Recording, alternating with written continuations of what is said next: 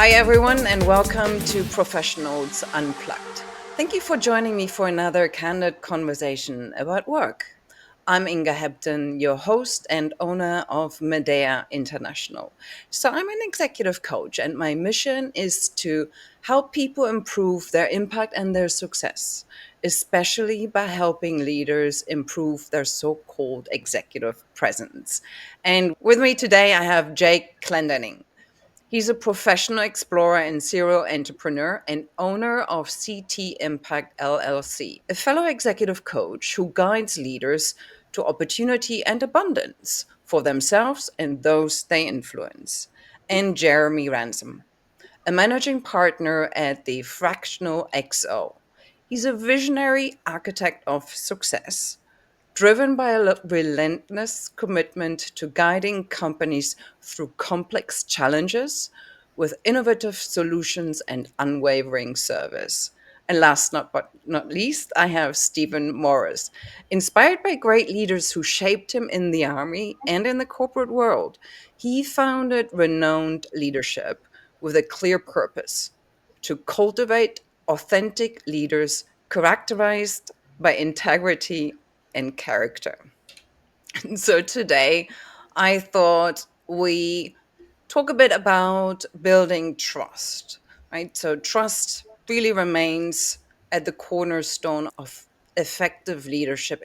And I'm really interested in your perspectives. I used to get up in the morning and I would say, if Inga was one of my clients, customers, or employees, right? And I would say, what can I do for Inga today? Historically, that was always the way that I said it. And I thought, yeah, sure, that's coming from a servant's heart. That's fair. What can I do for you today? We always say that. The shift that came for me, and this is where I think the trust really started to build, was when I changed that thought process. It wasn't about me. I didn't ask the question, what can I do for Inga? I made it about Inga. I'd get up in the morning and I'd go, what does Inga need today? It forces me from a neurological standpoint to think from a different place. Now it's about Inga. Now it's what does she need? What does my customer need? What does my audience need? Now I'm forced to engage in active listening. I have to hear what they want instead of it being about me and creating a whole bunch of stuff that they may not care about.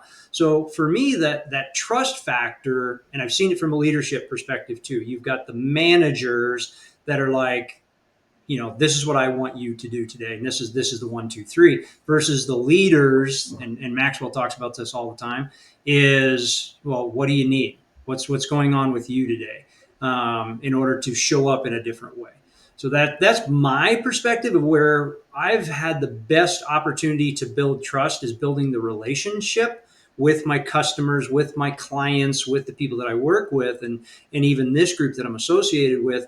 When it's about the other person, trust is easier to build because now we're building that relationship faster. We're building that bigger, deeper foundation in the beginning, because if it's about you, and I mean, if I stand here and tell you all about me, nobody cares, right? Nobody cares what I'm telling you about you. But when I ask you about you, what's going on with you from a genuine curiosity and foundationally making it about the other person, largely to create that active listening to build the relationship. And I think for me, that's the foundation of trust. I agree. And in order for people to trust you, you have to trust them.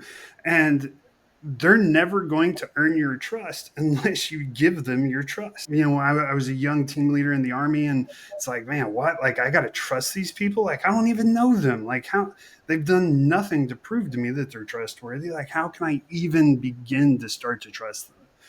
But, I did it.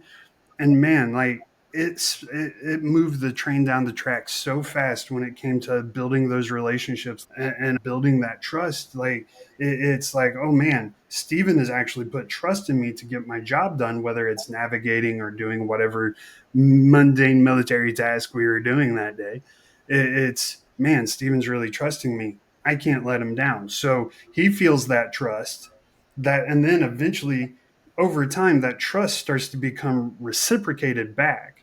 And so I think where we mess up the most, long winded way to say, where we mess up, I feel the most in leadership, is we expect our team to trust us first rather than us trust them first. But I can definitely agree with that, and I've been in a similar situation. While I wasn't in the Army, I was in the Marine Corps. And being, that young private PFC, and being a military policeman at that, everybody hated the MPs, but somebody had to somebody had to maintain good order and discipline on base, right? But that also meant that you had to deal with people oftentimes that were higher ranking than you. And they had to trust that this little old PFC or this little old Lance Corporal knew what the heck he was talking about. And so there had to be that mutual respect and that mutual tact and that mutual communication, because my authority came from the base general. And so if you were, a rank above me and you were doing something you weren't supposed to be doing, I still had to, I had to do what I had to do at it. It was my job. And so we had a mutual trust there. But I think that also translates into business because it was actually in the military where the concept of servant leadership really, but then I think that also translates over to the civilian sector, and to the private sector. And that's really the precipice for what brought together the fractional XO that I'm managing partner of, is we take a lot of those military principles of what an XO would do for that commander and building trust, and building that open line of communication and that honesty, that really all begins with open lines of communication and brutal honesty. Sometimes going in and telling someone that their business isn't as glamorous and as amazing as they think it is, it's a very difficult conversation. But having those open lines of communication and being able to trust that I'm going to deliver very tough information for you to receive, but also knowing that when I deliver this information, it's coming from a place of I'm trying to help you reach that next level in your business. It's a process, but once you get there and once those lines of communication are open, and you can have those difficult conversations, that's, in my opinion, when real growth happens. It sounds like there needs to be a lot of almost kind of also expectation settings, Mhm. right? So it's not just about the telling or asking a lot of questions in order to dig deep and find out the different types of challenges. But it sounds like you also need to be really clear in the communication when it comes to expectation settings in terms of trust me, I have the best interest at heart, and therefore I am telling you some hard truth. It might not be comfortable. So these are kind of expectations, and it feels like this is a crucial part of the entire communication package, so to speak. I was going to actually totally go where you were headed with that, with expectations of where Jeremy was talking about. There is a clear line of expectation that he has got to follow, and his superiors and or underlings or wherever they are in that chain of command have to understand that expectation. And here's what I expect of you, and getting that understanding and agreement around the expectations. Because it's kind of like if you have kids and you say clean your room, your expectation of a clean room and their expectation of a clean room may not be the same thing. So understanding that we're all on the same Mhm. page, so then you have to ask the questions. Tell me what you heard. Tell me what your idea of what I just said was. So getting that understanding and agreement, because if we're marching down the same road, it's a lot easier to build trust. But if we're marching down roads that are getting further away, because I have an idea over here that I want to run, and you have an idea over here that you want to run, but we're not on the same thing, we're not we're not marching the same direction. We don't have understanding. We don't have agreement. Therefore, we don't know what the mutual expectations are.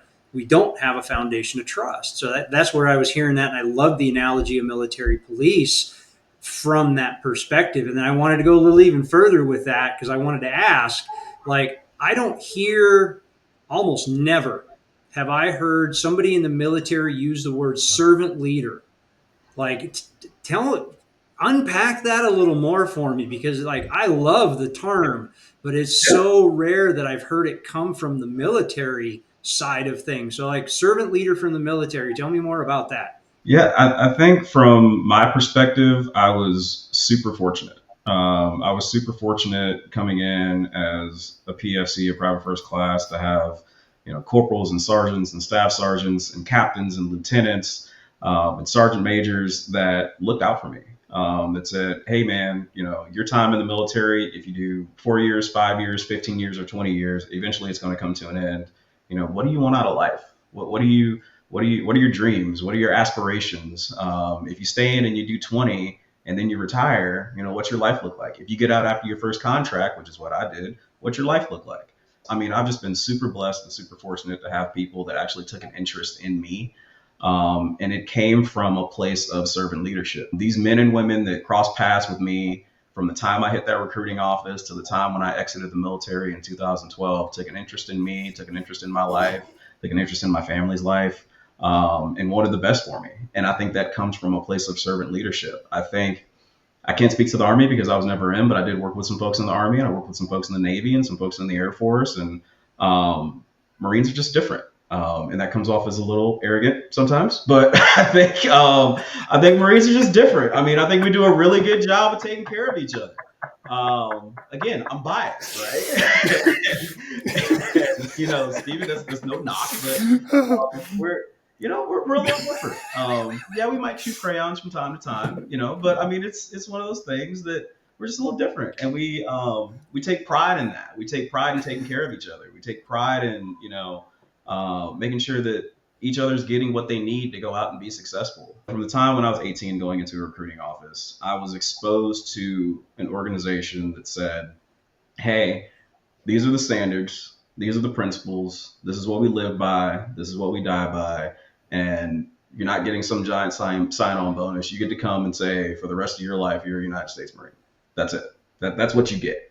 But with that comes a lot of responsibility, not only for you when you're in, but also when you're out, to take care of those guys and ladies that come after you. Boot camp, but just from that first conversation of, we're here to serve each other. We're here to help each other.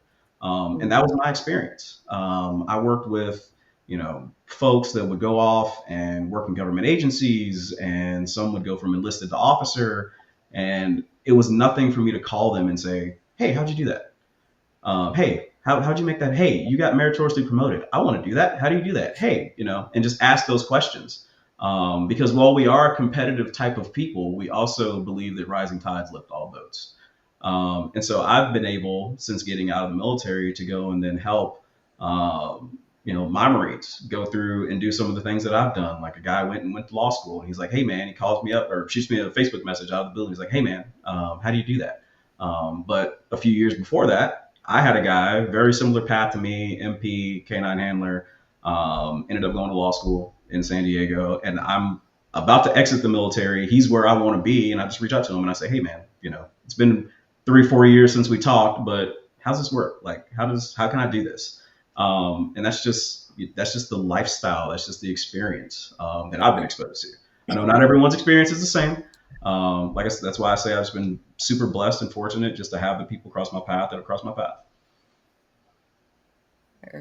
I just want to say I resent the fact, Jeremy, that you took away my crown joke, because I had 3 lined up. And you took my joy away. You robbed me of my joy. I don't appreciate it, bro. Rule number 1. Anyway, but no, you're right. Take the artillery out before it's used. Rule number 1. But no, I mean, it's actually a blessing to hear you say that, though, because I pretty much say the exact same thing. I was extremely blessed in the Army, because I have no examples of the misery, some of the stories you hear from prior service people that they have. I've never experienced those stories. All my stories from the military are absolutely fantastic. My leadership, some better than others, of course, but I would say nothing below standard. Mm-hmm. And as far as taking care of each other, you're absolutely right. I had my mentor email me, or he didn't email, he LinkedIn messaged me a couple of months ago saying, hey man, I'm about to retire. I'm a sergeant major now. And I'm scared. I don't know what to do. And it's like, cool, brother, I got you.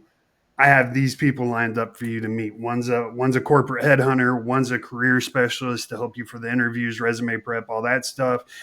Got a couple other coaches I can introduce you to that'll help you along the way. And then, of course, I'm here to help you transition free of charge, of course, because he's my mentor. I'm not going to charge him a penny. But, I'm here to help him transfer or transition, because that's a pretty horrible process. So it's like, man, like, that is the journey. And that's exactly how we build that camaraderie. Is it's never about you. It's always about the team. And that is something, whether it's Marine Corps basic training or I'm sorry, Marine Corps boot camp or Navy boot camp or whatever the Air Force calls their stuff, or Army basic training. That is something that is instilled in us from day one. Most of the time, blunt force trauma, like forcing it into our brains. Of it is never about you. It is always about the person to your left and right. You will always take care of them no matter what, even if it's detriment to yourself. Yeah. And that is a level of trust I have yet to find Yeah. in the civilian world, and that's something I miss dearly every single day. Wow. I find that so fascinating. And I've talked to quite a few, even before when I was still in the UK. I talked to some former military personnel who are now in the corporate world. And they pretty much described something similar when it comes to leadership. And I find it so fascinating that, from an outsider, I never think about great leadership and associate the military, no matter which country, with it. It's for me, it's always about, very simplifying it, shouting orders and following it without any questions asked. Right. So that's kind of the cliche of things. But the more I get exposed to it, and the more people I talk to, I learn so much more about, yeah, the servant leader and how you put Mhm.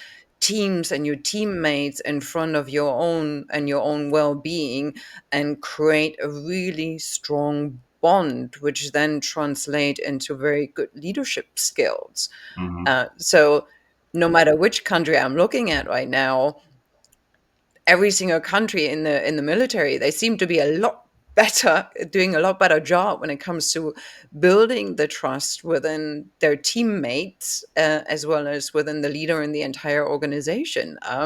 And the corporate or civilian world seems to fail in comparison. I agree 100%. It's fun. I love that you bring that up, Ingo, and it's true to an extent.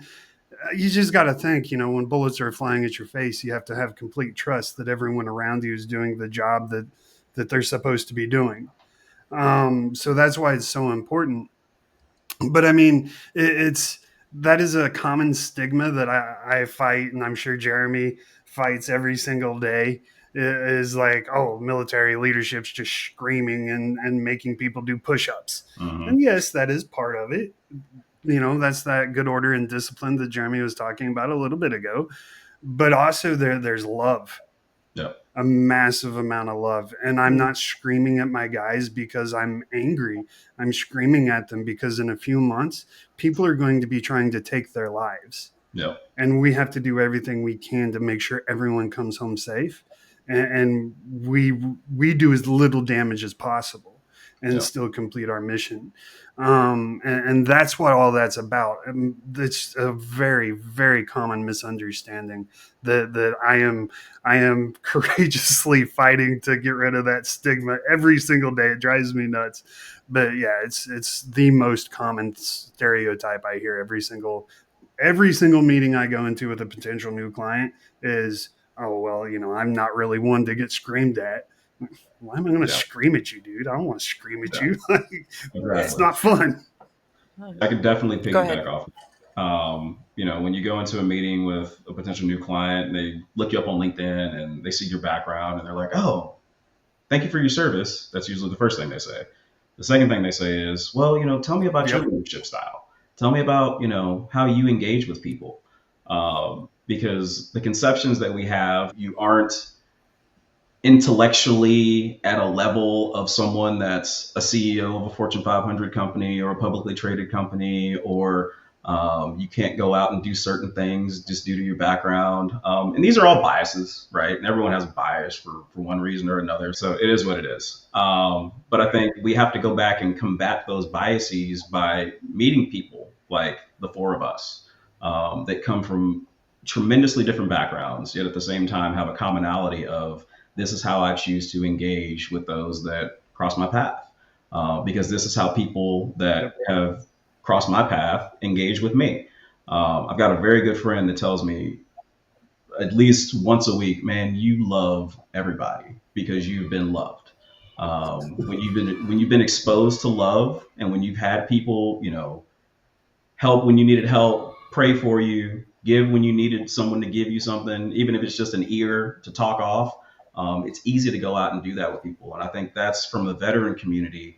It's easy for us to be that for someone else because we've known that camaraderie, that community, that love, that attention, that togetherness. That unfortunately, if you haven't served or if you haven't, played sports at a higher level, you don't know what that's like. And so I think it's the Yeah, precipice is on us that have been loved to go out and share that love with those that haven't received. love it. So we said in order to create trust, we give the gift of trust to somebody, even though we haven't met them, they haven't earned our trust or whatever. So that's kind of one of the crucial aspects. And obviously, in the military, is that's very crucial because there's an underlining. Well, not just a need for it, but there's an underlying care for teammates. You want to make sure that they're well, their well-being, and they're prepared, etc.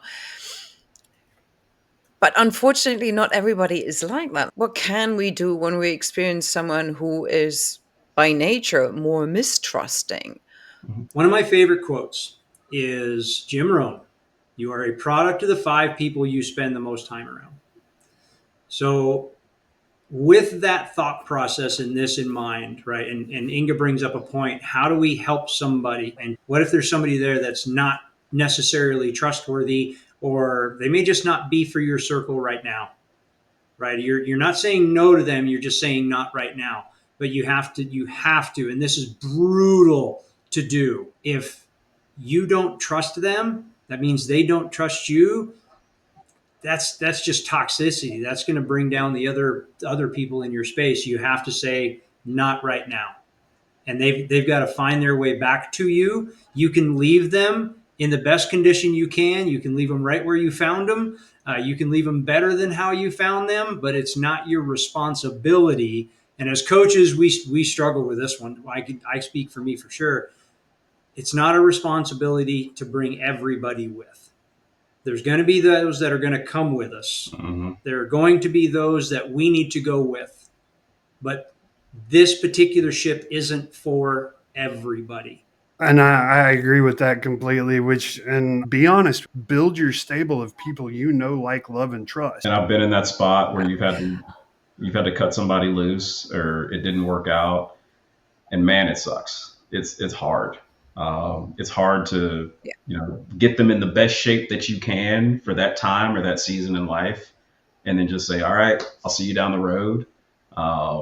It's tough, but sometimes you've got to do it, and you check on them from time to time and make sure things are good and make sure the wheels haven't fallen off. It's like, all right, you're good. All right, I'll see you in 6 months. But that's a difficult thing to do, and I think that in itself is a skill and is an art. That if you're going to be in this circle or in this business, you have to pick it up. But what you just said, Jeremy, is so crucial because again, it goes to the following through, right? Making sure you set the expectation and then you follow through on what you said you will be doing. And even though it means having those difficult conversations with somebody and then ultimately letting them go, but it is with the best interest at heart down the line for those individuals as well, but also for all the other people who might be impacted by that one individual who is, for whatever reason, not performing, right? And you can't afford to lose the trust of all the other different uh, Mm-hmm. type of people. And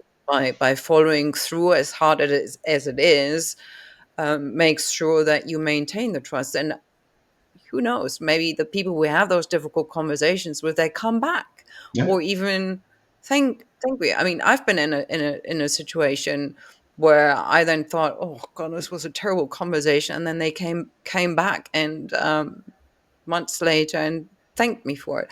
But I think there's so much more to say when it comes to building trust and the impact it has in the military as well as in the civilian world, and how those worlds should be exchanging ideas more. That's what I'm trying to say.